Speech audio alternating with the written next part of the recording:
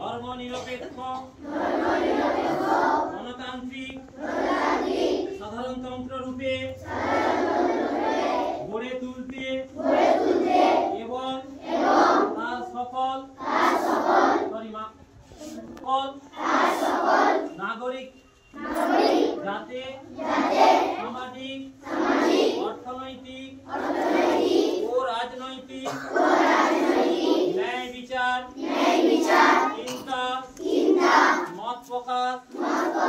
বিশ্বাস ধর্ম এবং উপাসনার স্বাধীনতা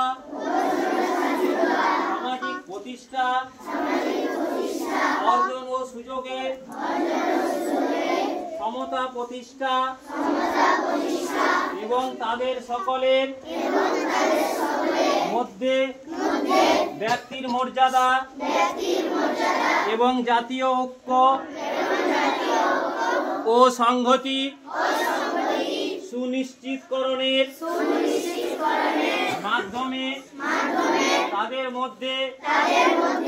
যাতে ভ্রাতৃত্বের ভাব গড়ে ওঠে তার জন্য সত্যনিষ্ঠার সঙ্গে শপথ গ্রহণ করে আমাদের গণতন্ত্রদের আমাদের গণপরিষদের আজ 1949 সালের 26শে নভেম্বর এতদ্বারা এই সংবিধান গ্রহণ বিধিবদ্ধ এবং নিজেদের অর্পণ করছি।